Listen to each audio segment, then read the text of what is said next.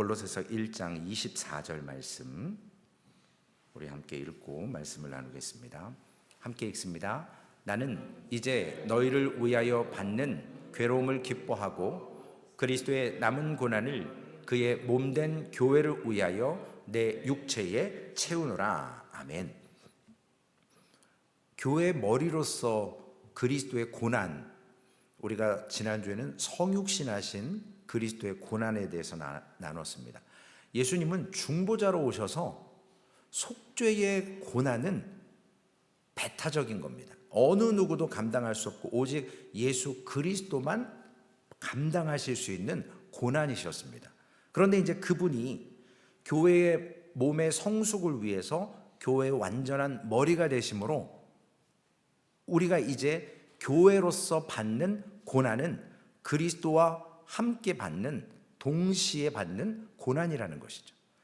속죄의 고난은 우리가 참여할 수 없고 예수 그리스도만 하실 수 있고, 교회로서 우리가 완전한 머리 대신 예수 그리스도, 불완전한 우리의 지체가 함께 연합되면 이제 예수님도 우리도 고난을 받게 되는데, 그 고난에 동참하는 그 모습을 통해서 함께 겪는 고난입니다.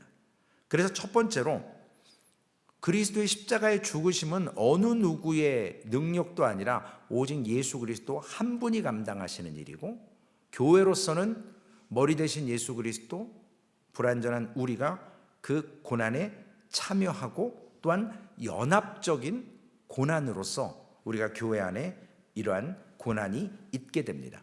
이걸 두 가지로 설명드리면, 첫 번째는 예수 그리스도의 부활하심으로 예수 그리스도는 교회의 머리가 되셨다는 겁니다. 에베소서 1장 22절에 보면 또 만물을 그의 발 아래에 복종하게 하시고 그를 만물 위에 교회의 머리로 삼으셨느니라. 예수 그리스도께서 부활하고 승천하셔서 보좌 우편에 앉으셨습니다. 하나님 보좌 우편. 여기에는 두 가지 의미가 있죠. 첫 번째는 모든 속죄, 우리 인간의 모든 죄에 대한 사역을 다 이루시고 휴식하시는 것이고, 또 한 가지 측면에는 이제 만주의 주로 통치하시는 왕으로서의, 마태복음에서 나타난 왕으로 오신 예수님, 그 통치의 시작을 알리는 것입니다. 그래서 지금도 보좌 우편에 앉으셔서 우리를 위해서 기도하시는데, 그 보좌 우편에 앉았다라고 하는 두 가지 의미는 속죄의 사역을 다 마치시고 휴식하신다, 그리고 이제는 예수 그리스도가 만왕의 왕으로 통치하신다라고 우리가 봐야 됩니다. 그래서 성경 해석학자들은 예수 그리스도의 십자가의 죽으심과 부활로 그리고 보좌 우편에 앉은 것을 세 가지 단계로 구분합니다. 성육신 하시기 이전의 그리스도, 성육신 하신 분, 그리고 부활 승천 후의 그리스도. 그런데 물론 우리가 단계를 나눌 수 있지만 결국 여기서 얘기하는 것은 만주의 주로, 그리고 오늘도 우리가 함께 암송했던 말씀 25절에도 보면 곧 우리 주 홀로 하나이신 하나님께 우리 주 예수 그리스도로 말미암아. 주예요, 주. 큐리오스. 헬라어 큐리오스는 단순히 사람을 높일 때도 쓰는 용어긴 하지만 하나님으로서 구약에 나타난 아도나이, 그리고 퀴리오스, 여호와를 지칭하는 말로서 이제는 여호와의 그 이름이 예수 그리스도에게도 주로 통치자로 왕으로 입혀진 것을 드러내고 있습니다. 그것이 로마서 14장 9절, 빌립보서 2장 12절에 먼저 로마서 14장 9절, 이를 위하여 그리스도께서 죽었다가 다시 살아나셨으니 곧 죽은 자와 산 자의 주가 되려 하심이라. 빌립보서 2장 11절에는 모든 입으로 예수 그리스도를 주라 시인하여 하나님 아버지께 영광을 돌리게 하셨느니라.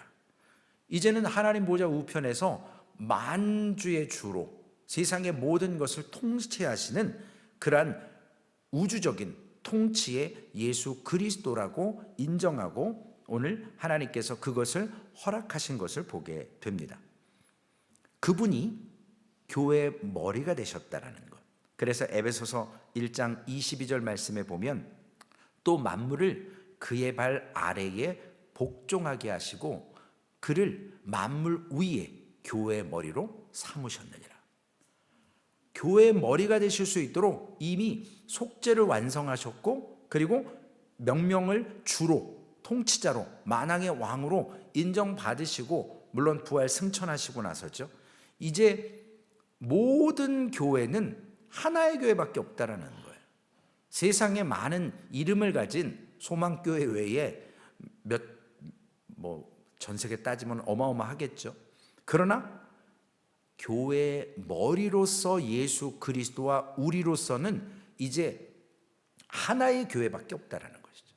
세상의 교회라고 하는 교회는 우리가 말하는 교회고, 진정 성경에서 머리 대신, 완전한 교회의 머리 대신 예수 그리스도와 연합된 우리의 교회는 단 하나밖에 없다라는 것입니다. 그래서 사실 교단은 주님이 만드신 게 아니잖아요. 세상에 있는 모든 교단들은 인간이 만들어낸 것들입니다. 신학적인 거에 의해서 교파 필요가 없는 것입니다. 오직 예수 그리스도를 믿고 전심으로 회개하면 하나님께서 예수 그리스도와 함께 접붙임을 당해서 그분의 교회로 삼아 주시는 겁니다. 이것이 마지막 주님의 재림의 때에 어떤 교회로, 완성된 교회로 드러나는 모습을 창세기 2장 23절에 우리가 아담이 하와를 만들어 주셨을 때 고백했던 내 뼈 중에 뼈요 내 살 중에 살이라, 이것이 진짜 교회인 거죠. 우리가 지금은 서로 불완전하기 때문에 서로 핍박하고 고난을 주고 우리의 죄 때문에 여러 가지 교회 안에 문제가 있을 수 있습니다. 그러나 완벽하신 예수 그리스도의 머리와 불완전한 우리가 마지막 예수 그리스도의 재림의 때에는 아담이 고백하는 것처럼 정말로 완벽한 교회가 되어질 때는 내 뼈 중에 뼈요 내 살 중에 살이라 라고 하는 완벽한 교회가 되어집니다. 이것은 종말의 때에 이루어지는 것이죠. 그리고 두 번째로는 예수 그리스도의 부활하심과 머리 되심을 통해서 결국은 그의 몸의 교회에 고난이 있다라고 하는 겁니다. 왜냐하면 고린도전서 12장 26절에 보면 만일 한 지체가 고통을 받으면 모든 지체가 함께 고통을 받고 한 지체가 영광을 얻으면 모든 지체가 함께 즐거워하느니라. 완벽하신 예수 그리스도 머리지만 불완전한 우리를 통해서 아직까지 우리의 불완전함 때문에 교회 안에는 고난이 있는데, 그 고난이 올 때 우리만 고난을 당하는 것이 아니라 머리 대신 완벽하신 예수 그리스도도 슬퍼하시고 함께 고난 가운데 있으시다라는 사실입니다. 이것은 우리의 전적인 죄 때문에 그렇죠. 하나님의 능력이 부족해서, 예수 그리스도의 속죄가 부족해서 일어나는 고난이 아니라 우리가 예수를 믿고 나서도 아직 지어져가는 존재로서 겪어야 되는 좌충우돌과 본성적인 교회 안에 그러한 성화되지 않은 모습 때문에 겪는 고통인데, 나만 겪는 것이 아니라 예수 그리스도도 함께 겪는다라는 겁니다. 왜냐하면 연결되어 있기 때문에. 고린도 후서 12장 20절 말씀에 내가 갈 때에 너희를 내가 원하는 것과 같이 보지 못하고 또 내가 너희에게 너희가 원하지 않는 것과 같이 보일까 두려워하며 또 다툼과 시기와 분냄과 당짓는 것과 비방과 수군거림과 거만함과 혼란이 있을까 두려워하고. 믿었는데, 원했는데 원하지 않은 모습을 보일까 두려워한다라는 바울 사도의 고백이 있습니다. 그래서 교회 안에는 다툼과 시기와 분냄과 당짓는 비방과 수근거림, 거만함과 혼란이 있기 때문에 이러한 그리스도의 남은 고난이 있는 것입니다. 그래서 바울 사도는 이것을 그리스도의 고난 뒤에 있는 것들이라고 성경을 통해서 말씀하십니다. 단적인 예로 예수님은 바울과 살아있을 때 대면하신 적이 없습니다. 그런데 다메섹 도상에서 바울을 부르시고 바울에게 이렇게 말씀하십니다.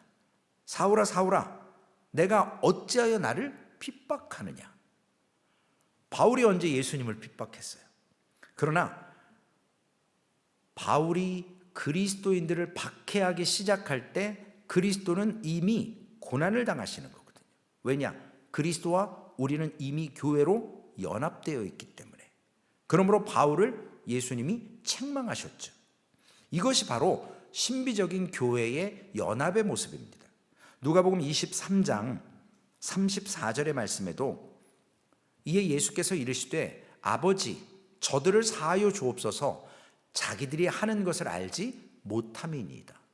예수님을 핍박하고 많은 악한 흉악한 사람들의 행태, 이러한 죄의 모습들을 통해서 주님은 고통당하시고 주님은 그것 때문에 연결되어 있어서 이미 교회 안에 있는 사람들과 연결될 뿐만 아니라 이미 모든 사람을 위해서 속죄의 구속의 사역을 이루셨기 때문에 예수 안 믿는 사람들의 범죄와 고통과 그들의 핍박의 모습을 통해서 예수님은 아파하신다라는 거죠. 그래서 지금도 보좌 우편에서 아직도 믿지 않는 영혼들이 회개하고 돌아올 수 있도록 기도하고 계시는 거죠. 하나님의 주권적인 능력으로 하시는 것이 아니라 우리의 자유의지에 따라서 우리가 하나님을 예수 그리스도로 영접하겠다라는 믿음 안에 성령께서 역사하셔서 믿어지게 하는 것이거든요. 이럴 때 십자가의 죽으심과 그 스피릿, 정신이라고 하는 것이 교회 안에 보이지 않는 교회, 그리고 몸 밖에 있는 교회, 이러한 교회들이 함께 참여할 수 있으려면 예수 그리스도의 정신이 필요한 거거든요. 어제 이사야 22장에 예루살렘에 꼭 필요한 것이 뭐였습니까? 무기고를 정비하는 것, 물을 가두는 저수지를 만드는 것, 집을 헐어서 집의 숫자를 세서 꼭 필요한 집 외에는 헐어서 성벽을 재건하는 것도 필요하지만 먼저 하나님과의 나와의 관계를 바르게 세우는 것, 그것이 이사야가 원하는 것이고 하나님이 지금 이스라엘 백성들에게 아수르를 잠시 퇴각시켜서 예루살렘에 준 휴식의 기간, 평화의 기간, 포도주 마시고 소잡고 양잡고 축제 벌일 일이 아니라 하나님과 나와의 관계가 하나님과의 그 예수 그리스도의 정신을 내가 갖고 있느냐, 그걸 진정한 부흥이라고 하고 그걸 가져야 된다라는 것을 빌립보서 2장 5절에 기록하고 있습니다. 너희 안에 이 마음을 품으라. 곧 그리스도 예수의 마음이니. 예수 그리스도의 마음을 품어야만 이와 같은 예수 그리스도의 스피릿, 정신을 가지고 교회로서 우리가 성화되어져 갈 수 있다라고 이야기하십니다. 예수님은 부활하셨기 때문에, 물론 부활하시기 이전에도 하나님이셨기 때문에 시간과 공간을 초월하십니다. 그럼에도 불구하고 우리는 시간과 공간에 매여 있는 육체의 한계에 있는 존재이기 때문에 예수님께서 우리의 삶에 어떻게 역사하실 것인가? 예수님은 알파와 오메가시거든요. 늘 영원하신 분이기 때문에 영원이라고 하는 단어 속에는 과거와 현재와 미래가 공존합니다. 그래서 우리가 신학적으로 예수 그리스도를 믿고 죽으면 천국 간다, 낙원에 간다 라는 말은 2000년 전에 죽은 사람이나 지금 얼마 전에 돌아가신 분이나 앞으로 우리도 주님의 부름을 받을 때나 우리가 딱 눈 떠보면 이제는 과거와 현재와 미래가 공존하는 영원의 세계에 들어가게 되는 거죠. 그래서 하나님이 누리시고 계시는 그 알파와 오메가를 우리도 바라볼 수 있는 존재가 되는 것입니다. 그래서 예수 그리스도의 모든 것은 현재 가운데서도 영원하셔서 과거와 현재의 미래를 다 갖고 계시는데, 이런 하나님이 엉뚱한 말씀을 하신 적이 있어요. 죄송스러운 표현이지만 창세기 22장 12절에 아브라함이 아들 이삭을 번제로 드리라고 해서 드릴 때 여호와의 사자가 나타나서 하는 말입니다. 사자가 이르되 그 아이에게 내 손을 대지 말라, 그에게 아무 일도 하지 말라, 내가 내 아들 내 독자까지도 내게 아끼지 아니하였으니 내가 이제야 내가 하나님을 경외하는 줄 아노라. 그러면 전에는 전능하신 하나님이 모르셨다는 얘기예요? 물론 문자적인 의미지만 이 말은 뭐냐면 무한하고 영원하시고 알파와 오메가 되신 분이 처음과 끝을 다 아시는 분이지만 우리의 시간과 공간의 존재에 갇혀있는 우리 인간의 수준에 찾아오셔서 예를 들면 이런 겁니다. 어떤 성도가 큰 시험에 어려움을 가운데 괴로워하고 힘들어하다가 세상적인 생각 다 내려놓고 포기하고 하나님만 신뢰하자, 이미 망한 거 하나님 앞에서까지 망할 수 있겠느냐 하고 하나님께 달려와서 믿음으로 기도하고 시험에 이겨냈습니다. 그래서 하나님의 은혜에 감사하고 고백하는데 하나님께서 이런 음성을 하세요. 나 네가 이길 줄 알았어. 전혀 새롭지 않아. 당연히 이겨야지. 믿음으로 이기는 건데. 믿음이 이기는 거야. 나는 이미 네가 이렇게 승리할 줄 알았다니까. 내가 영원 전부터 다 알고 있지 않냐. 우리 하나님은 이렇게 얘기하지 않는다는 거예요.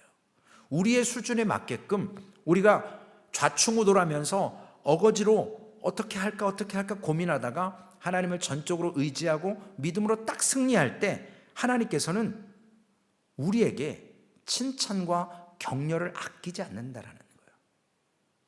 당연한 것으로 여기지 않는다라는 거죠. 왜냐? 우리의 수준이 아직 그러한 모습일 수밖에 없습니다. 그래서 그런 하나님의 위로와 하나님의 보호하심 속에서 우리를 만져주실 때 우리는 믿음이 더욱더 담대해질 수 있다는 것이죠.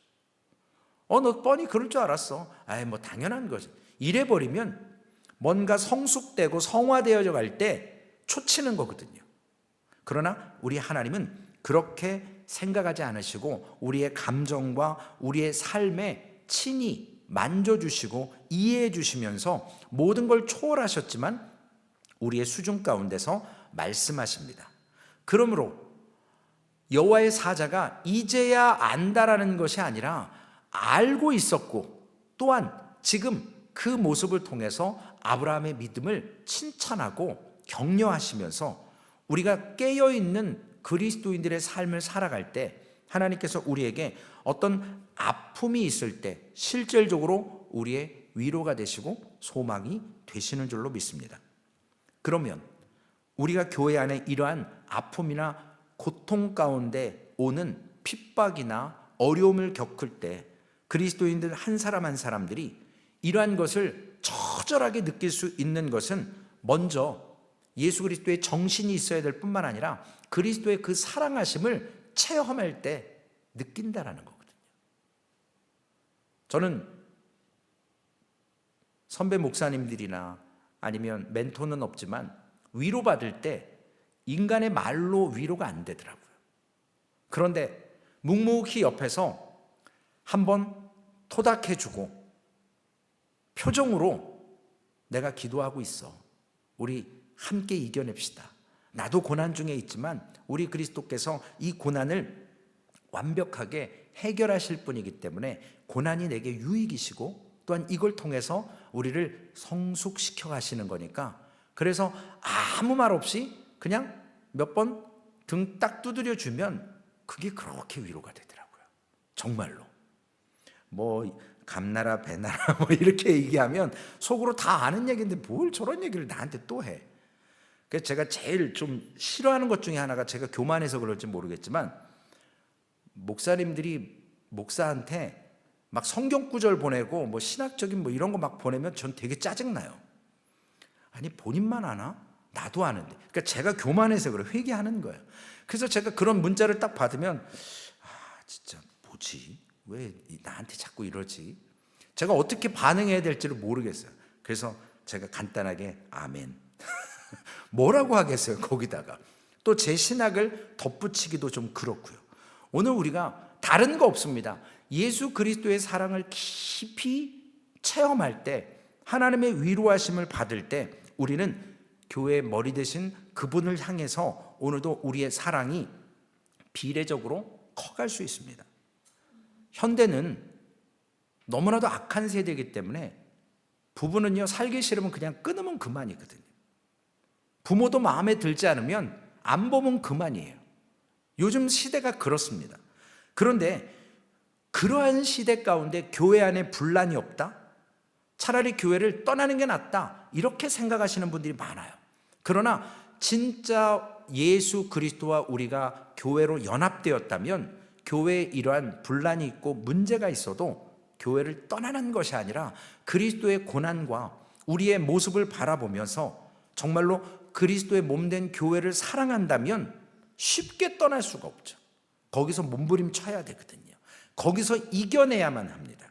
늘 말씀드리지만 교회를 떠난 분들 또 다른 교회 가서 똑같은 시간이 다가오면 똑같이 또 교회를 떠나요. 결국 돌고 돌고 도는 수밖에 없습니다. 왜냐하면 결론의 말씀으로 진정으로 하나님께서 교회의 몸을 사랑할 때 그렇게 할 수 없다라고 하는 성경의 말씀, 비유가 딱 있습니다. 열왕기상 3장 이하에 보면 솔로몬이 두 여인이 찾아왔습니다. 한 집에 두 여인이 사는데 또 어떻게 됐는지 같은 시기에 임신하고 같이 애를 낳았어요. 그런데 한쪽 엄마의 실수로 애가 죽습니다. 그래서 잠자는 사이에 애를 바꿔치기 해요. 그 다른 엄마가 보니 내 애가 아니에요. 근데 이미 죽어 있어요. 그래서 솔로몬에게 와서 재판을 합니다. 솔로몬의 판결이 이렇죠.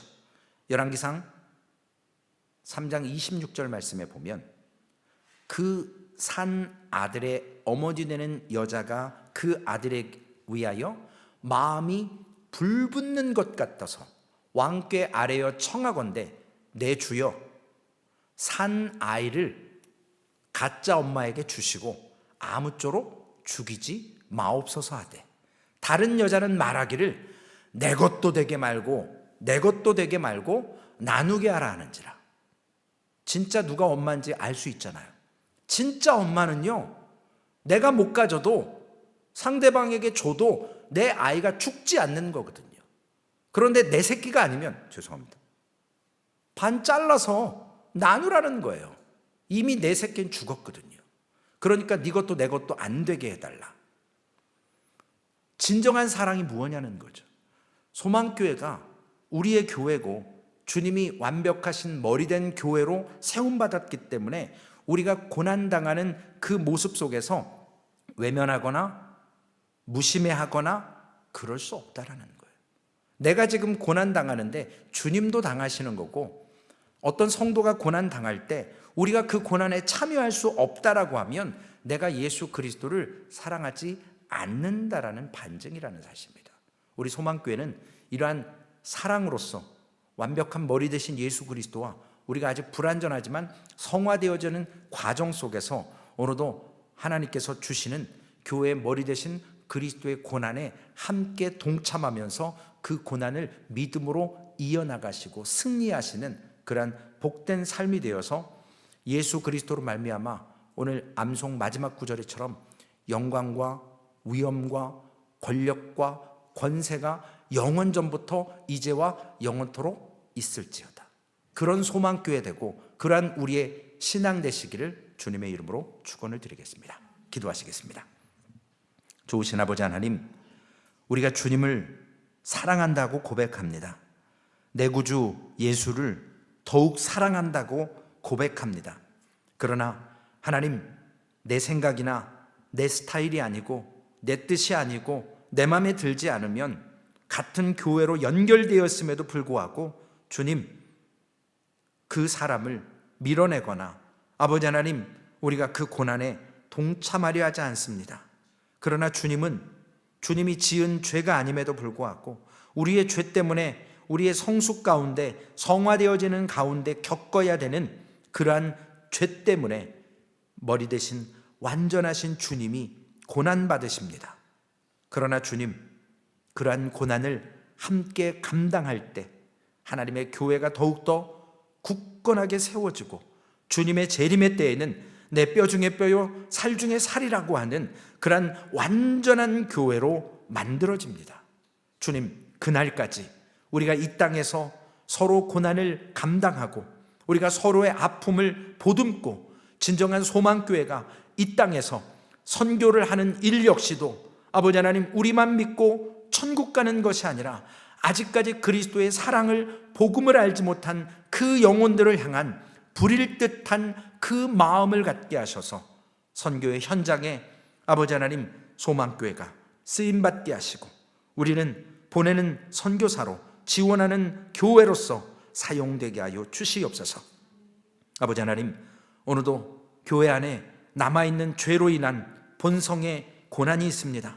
주님, 우리가 이것을 통해서 우리가 연약한 자, 낙심된 자 함께 붙들고 위로하게 하시고 주님의 정신으로 그 사랑하는 마음이 없다면 아버지 하나님 교회를 떠날 수밖에 없고 이 고난을 거부할 수밖에 없지만 우리가 주님을 정말로 사랑한다면 우리가 아버지 하나님 이 고난을 함께 맛보고 이 고난을 함께 감당하는 소망교회와 우리 모든 성도가 될 수 있도록 주님 붙들어 주시옵소서.